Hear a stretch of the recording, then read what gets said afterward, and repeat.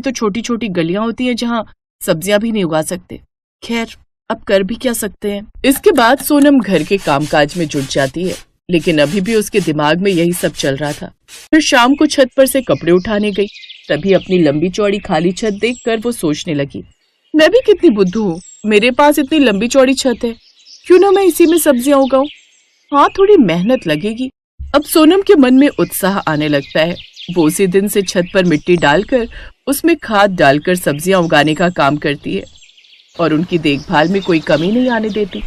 कुछ ही दिन में सब्जियां अच्छे से उगकर तैयार हो जाती हैं। ये देख सोनम बड़ी खुश होती है।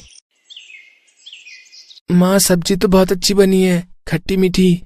बिल्कुल ठीक कहा, सच में इसका स्वाद बड़ा अच्छा है। अरे, अपनी खेती की सब्जियों की बात ही अलग है। ये तो हमारी बहू की मेहनत है जो उसने शहर में छत पर भी इतनी अच्छी सब्जियों की खेती कर ली।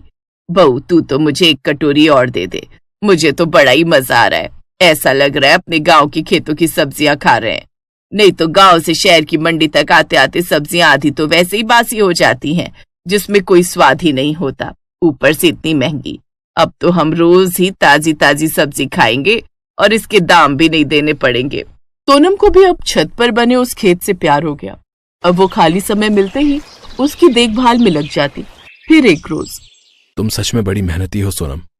आज तुम्हारे कारण हमारी सब्जियों के पैसे बच जाते हैं और हमें इतनी ताजी सब्जी भी खाने को मिल जाती है। तभी वहां कमला भी आ जाती है। बहू, आज मेरे घर में सब्जी खत्म हो गई और बाजार अब इतनी धूप में कौन जाए। तू अभी के लिए अपने छत वाले खेत से मुझे कोई सब्जी तोड़ कर दे दे, जैसी तूने उस दिन दी थी ना मुझे बासी सब्जी। ऐसे ही बहू कोई सड़ी गली सब्जी है तो वो इस मुई कमला को लेकर आ। सत्यानाश जय तेरा, उस रोज उल्टियां कर करके मेरा बुरा हाल हो गया था। अब मुझे माफ भी कर दो पार्वती, हो गई गलती मुझसे। अच्छा, कोई बात नहीं, कहा कि आप